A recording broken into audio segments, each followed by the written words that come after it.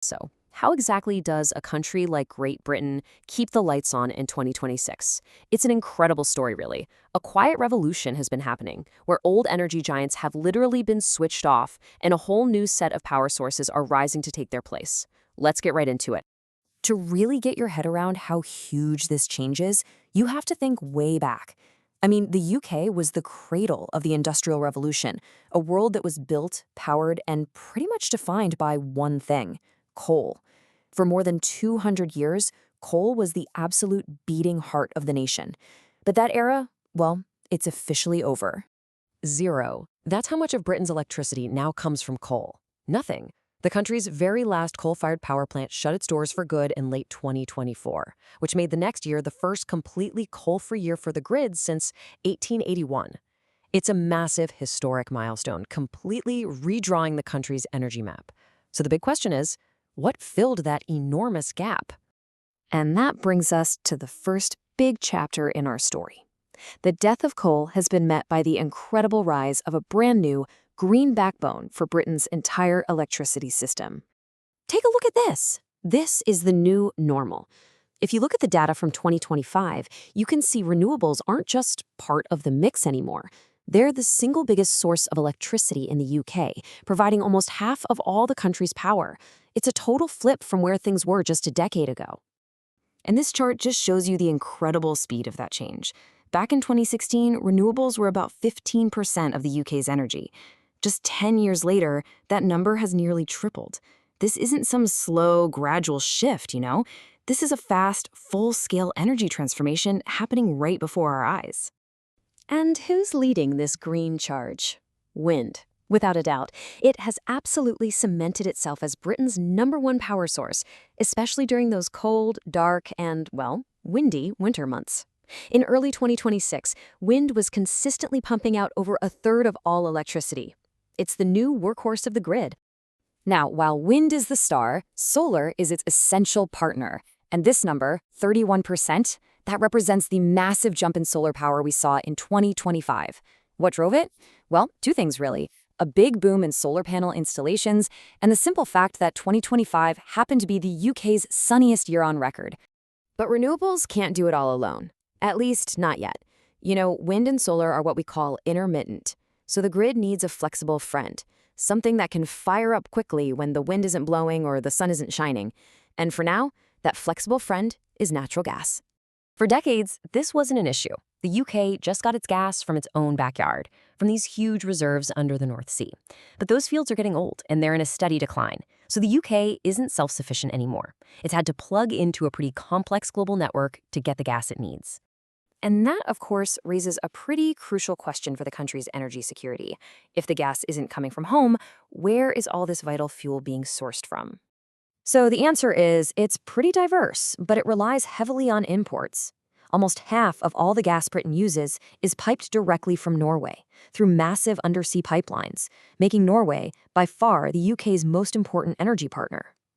Domestic production still accounts for about 30%, but a growing slice, over 15%, arrives on these huge ships from the United States as liquefied natural gas, or LNG.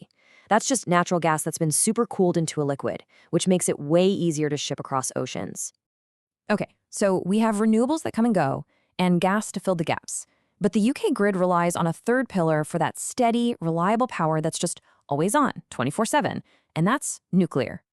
Nuclear power consistently provides around 11% of the UK's electricity. Now, its share has dipped a little bit as some plants get older, but it is still a critical source of what's called base load power. And that's exactly what it sounds like. It's the constant, steady heartbeat of electricity that keeps the whole system stable. And right now, the UK's nuclear industry is basically telling two completely different stories at the exact same time.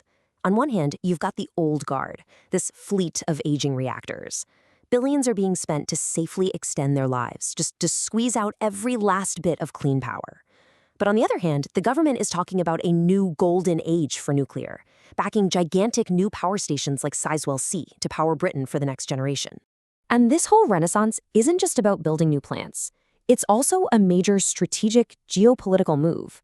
A top priority for the UK and its allies is to build a secure, independent nuclear fuel supply chain. one that's completely cut off from Russian services, from mining the uranium all the way to enriching it.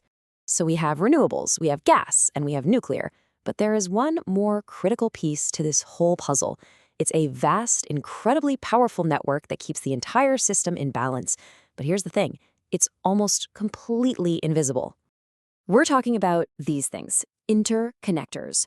Basically, they're giant high-voltage cables laid on the bottom of the sea, linking the UK's power grid directly to its neighbors, countries like France, Norway, and the Netherlands. You can think of them as giant extension cords between countries. And they act as a huge safety valve for the grid. So let's say it's an incredibly windy day across the UK. The turbines are spinning like crazy and generating way more power than the country needs. Well, that surplus electricity can be exported and sold to Europe. But then when the wind drops, the UK can do the complete opposite. It can import electricity, maybe cheap hydropower from Norway or nuclear power from France to fill the gap. It's brilliant. And the scale of this invisible grid is just massive. The UK's network of these subsea cables now has a combined capacity of over 10 gigawatts. Now, to put that into perspective, that is the equivalent power of roughly 10 large nuclear power plants ready to flow in either direction to help keep the lights on. So, after looking at all the pieces, where is this whole thing heading? Well, the UK's energy transition is far from finished. Actually, the next decade is set to be even more transformative as the country pushes for a completely clean power system. But of course, that comes with its own enormous set of challenges. These are the big milestones on the roadmap ahead. The first target is to get 50 gigawatts of wind power capacity installed by 2030. But the ultimate prize is even bigger: a fully decarbonized net zero electricity system by 2035. Getting there won't just mean building more wind turbines. Oh no, it's going to require a complete system overhaul. We're talking about a massive expansion of battery storage to save renewable power for later, a total modernization of the grid to make it smarter, and continued investment in firm, low-carbon power sources like nuclear to guarantee the lights stay on no matter what. You know, the journey from a past powered by coal to a present led by renewables has been nothing short of remarkable. But as the UK now looks toward a future of 100% clean power, the sheer scale of the challenge is immense. The ambition is definitely there, but the ultimate question still hangs in the air. Can the country build the infrastructure needed to turn that incredible vision into a reality?